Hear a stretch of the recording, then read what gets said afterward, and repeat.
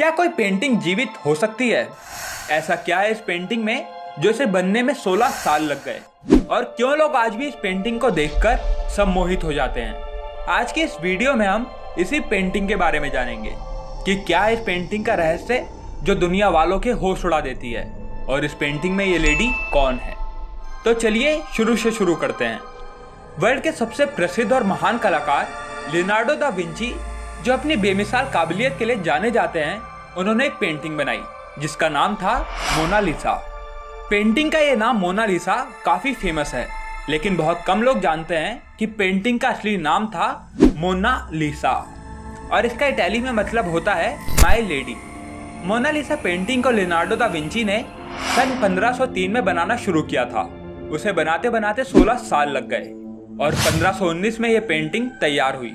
Da Vinci को Mona Lisa के सिर्फ होठ बनाने में 12 साल का समय लगा था, लेकिन कहते हैं कि लियोनार्डो दा विंची की ये पेंटिंग अधूरी है। वो इसमें कुछ चेंजेस करना चाहते थे जो उनकी डेथ के कारण मुमकिन नहीं हो पाया। मोनालिसा पेंटिंग को किसी कपड़े या कागज पर नहीं बनाया गया है, इसको एक लकड़ी के टुकड़े पर बनाया गया है। और पेंटिंग बनाने के लिए लियोनार्डो दा विंची ने स्फुमातो टेक्निक का इस्तेमाल किया था, जिसमें कहीं आउटलाइन नहीं होती। इससे साफ पता चलता है कि लियोनार्डो दा विंची कितने टैलेंटेड थे, क्योंकि बिना आउटलाइन के पेंटिंग बनाने के बारे में कोई सोच भी नहीं सकता, और लियोनार्डो दा विंची ने इसको करके दिखाया। ये पेंटिंग देखने में इतनी शानदार लगती है कि नेपोलियन बोनापार्ट ने इस पेंटिंग को अपने कमरे में लगवा दिया था, जिससे ये पेंटिंग हमेशा उसके सामने रहे। मोनालिसा की इस पेंटिंग का एक रहस्य ये भी है कि इस पेंटिंग को जितनी बार देखो, इस पेंटिंग के एक्सप्रेशंस हर बार बदलते हुए दिखते हैं। इस पेंटिंग में मोनालिसा के होंठ इतने रहस्यमय हैं कि ये हर बार देखने में अलग अलग लगते हैं। कभी देखने पर मोनालिसा मुस्कुराती हुई दिखती है, तो कभी ये मायूस दिखती है। अब सवाल यह है कि मोनालिसा पेंटिंग हर एंगल से अलग क्यों दिखती है। कुछ इतिहासकार का कहना है कि मोनालिसा का ऊपरी होंठ थोड़ा सा दबा हुआ है, जो मोनालिसा की मुस्कान को रहस्यमय मुस्कान बनाता है। एक न्यूरो साइंटिस्ट ये भी कहते हैं कि मोनालिसा के होंठ कभी नहीं बदलते। ये जो भी चेंजेस हैं, ये सब ब्रेन के कारण होता है। जब आप उसको ध्यान से देखोगे, आपको वो बदलती हुई दिखेगी, इसलिए ये सब दिमाग का खेल है। लेकिन सच्चाई तो यह है कि मोनालिसा की आंखें थोड़ी खुशनुमा हैं और होंठ थोड़े मायूस, जिससे जब भी कोई इस पेंटिंग को बार बार देखता है तो उसे अलग अलग एक्सप्रेशंस दिखते हैं। इतिहासकार आज भी इस फोटो की मुस्कान पर रिसर्च कर रहे हैं।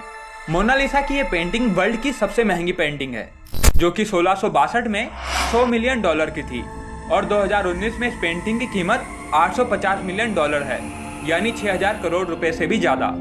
लेकिन फ्रेंच के लॉ के अकॉर्डिंग इस पेंटिंग को कोई खरीद और बेच नहीं सकता। अब आज तक का सबसे बड़ा सवाल यह है कि लियोनार्डो दा विंची की इस पेंटिंग में ये लेडी कौन है।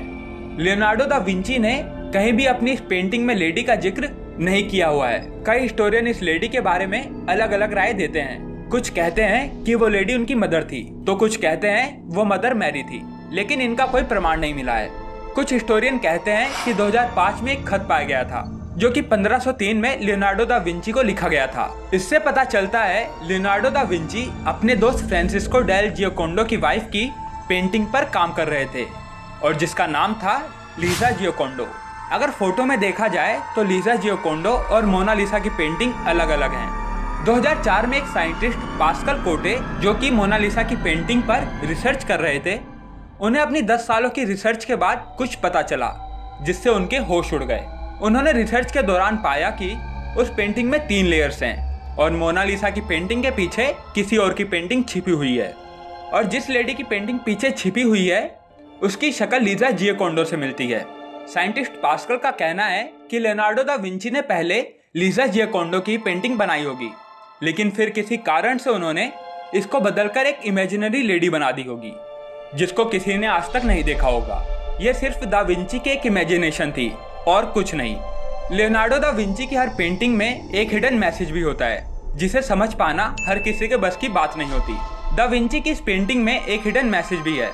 जब कुछ साइंटिस्ट ने उस छुपे हुए मैसेज को जानने की कोशिश करी, तो पता चला कि उस पेंटिंग में मोनालिसा के उल्टे हाथ की तरफ कुछ लिखा हुआ है, जो था ला रिस्पोस्टा सी त्रोवा, जो कि इटाली भाषा में था। इसका मतलब होता है द आंसर इज हियर। लेकिन फिर भी इस रहस्य का अभी तक पता नहीं चल पाया है। एक वेबसाइट पैरानॉर्मल क्रूबिल ये दावा करती है कि इस पेंटिंग को अगर लेफ्ट साइड से जोड़े तो वहाँ एक एलियन दिखता है। ये सुनने में अनबिलीवेबल लगता है, लेकिन हैरानी इस बात से है कि दा विंची ने उसी जगह पर लिखा था the answer is here. Researchers इस पर आज भी रिसर्च करने में लगे हुए हैं। मोनालिसा की ये पेंटिंग फ्रांस के म्यूजियम में बड़ी सिक्योरिटी के साथ रखी हुई है, क्योंकि एक बार 1951 में एक आदमी ने इस पेंटिंग पर पत्थर मार दिया था, जिससे मोनालिसा के बाएं हाथ पर स्क्रैच आ गए थे। तभी फ्रांस गवर्नमेंट ने इसकी प्रोटेक्शन के लिए एक स्पेशल रूम बनवाया, जिसका टेम्परेचर ऐसा रखा जाता है कि वो पेंटिंग खराब ना हो पाए, और उस पूरे रूम को तैयार करने में 50 करोड़ तक का खर्चा आया था। दा विंची की इस बेमिसाल रहस्यमय पेंटिंग में कई राज छिपे हुए हैं, जिन पर से शायद ही पर्दा उठ पाए।